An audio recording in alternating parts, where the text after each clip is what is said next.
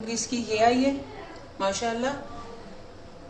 Recipe کو step by step follow کیا کریں. السلام علیکم ویورز، میں آج آپ کے ساتھ چکن گوبھی کی ریسیپی شیئر کرنے جا رہی ہوں. اس کے لیے دیکھ لیتے ہیں کون کون سی چیزیں جو ڈالنی ہیں ہم نے. یہ تقریباً 1 کلو گوبھی ہے، پھول گوبھی آج کل نئی نئی آئی ہوئی ہے، اسی لیے میں بنا رہی ہوں کہ ہر کوئی بنائے گا. چلیں ریسیپی دے دیتے ہیں. یہ 1 کلو سے تھوڑی زیادہ ہوگی گوبھی ہے. یہ 1 کلو تقریباً چکن ہے.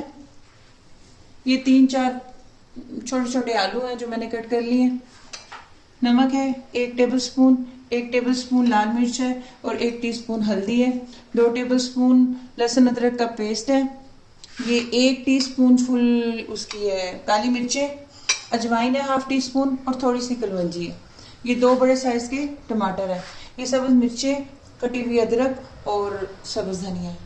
سب سے پہلے دیکھ لیتے ہیں کون سا سٹیپ کرنا ہے ہم نے. یہ ایک پتیلے میں نے پانی ابلنا رکھ دیا تھا. اب اس میں یہ میں گوبھی ایڈ کر دوں گی ساری.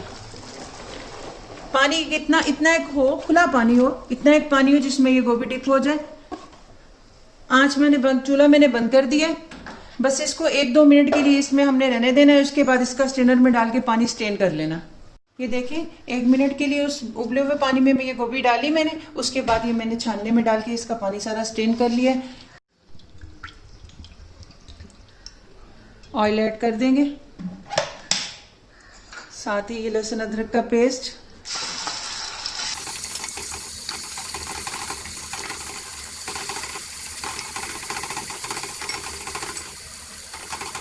جیسے ہی لہسن ادرک تھوڑا سا بھن جائے گا ہم اس میں چکن ایڈ کر دیں گے.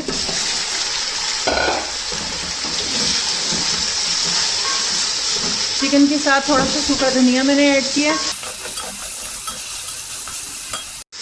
جیسے ہی چکن کا کلر تھوڑا چینج ہو جائے گا اچھی طریقے سے ہم نے اس کو بھون لینا ہے. اور جیسے ہی تھوڑا بھون جائے اور اس کا کلر چینج ہو جائے اس میں ہم ٹماٹر ایڈ کر دیں گے. اور یہ نمک، مرچ اور ہلدی یہ بھی ایڈ کر دوں گی میں.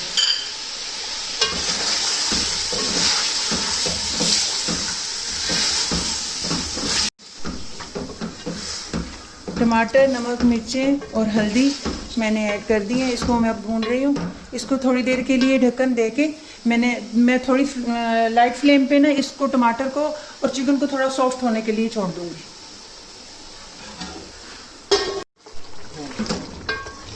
دیکھیں کہ چکن ہمارا 5-1 منٹ کے لیے میں نے کور کر دیا تھا.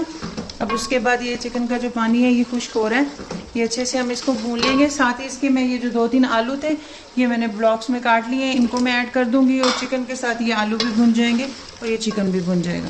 یہ آپشنل ہے، اگر آپ کو پسند ہو تو آپ ایڈ کر لیں، نہیں پسند تو کوئی مسئلہ نہیں، آپ گوبھی اور صرف چکن بنا سکتے ہیں.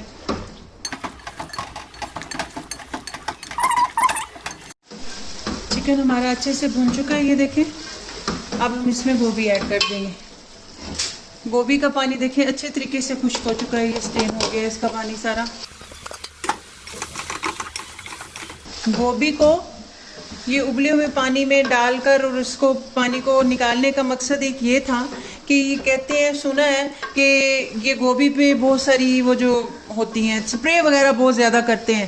تو اس طرح کرنے سے یہ ہوتا ہے، یہ وہ جو ادویات ہوتی ہیں سپرے وغیرہ ان کا یہ جو اثر ہوتا ہے نا وہ نکل جاتا ہے گوبھی سے، اور گوبھی بالکل فریش ہو جاتی ہے.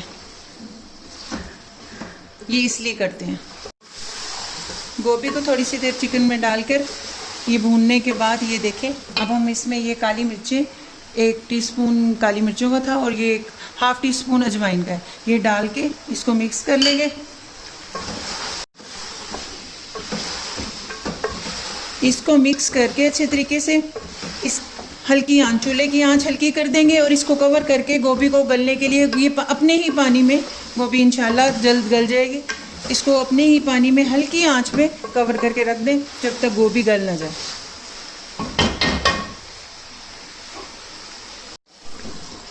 یہ دیکھیں گوبھی ہماری بالکل گل چکی ہے. اب ہم اس میں یہ ادرک اس لیے جا رہی ہے کہ یہ گوبھی ہے، اس میں بادی پن بہت زیادہ ہوتا ہے، اس لیے ادرک اس میں زیادہ ایڈ کرتے ہیں. یہ میں نے کٹی ہوئی ادرک ڈال دی. یہ سبز مرچیں ہیں یہ ڈال دوں گی. یہ دھنیا ایڈ کر دوں گی. ان ساری چیزوں کو مکس کر لیں گے. اجوائن کی بہت اچھی خوشبو آ رہی ہے. اجوائن ایک تو یہ گوبھی کا بادی پن ختم کرتی ہے اور دوسرا گوبھی کو ایک اچھا فلیور دیتی ہے. جو اس کی سی ہوتی ہے ایک اسمیل سی ہوتی ہے بڑی عجیب ناگوار محسوس ہوتی ہے, وہ اجوائن ڈالنے سے یہ فش میں اور گوبھی میں ان دونوں چیزوں میں بہت اچھا فلیور دیتی ہے اجوائن. یہ ہماری ہانڈی بالکل ریڈی ہو چکی ہے. لاسٹ سٹیپ رہ گیا ہے ایک چٹکی کلونجی. نبی صلی اللہ علیہ وسلم نے فرمایا کہ کلونجی میں تمام بیماریوں کا علاج ہے, سوائے موت کے ہر مرض کا علاج موجود ہے. اس نیت کے ساتھ اپنی ہر ہانڈی میں ایک چٹکی کلونجی درود شریف پڑھ کے لازماً شامل کیا کریں. انشاءاللہ یہ ہمیں بہت فائدہ مند ہمارے لیے ثابت ہوگی.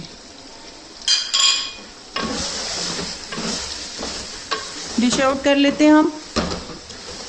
ہمارا چکن آلو گوبھی سرونگ ڈش میں نے ڈال لیا. دیکھیں فائنل لک اس کی یہ آئی ہے ماشاءاللہ.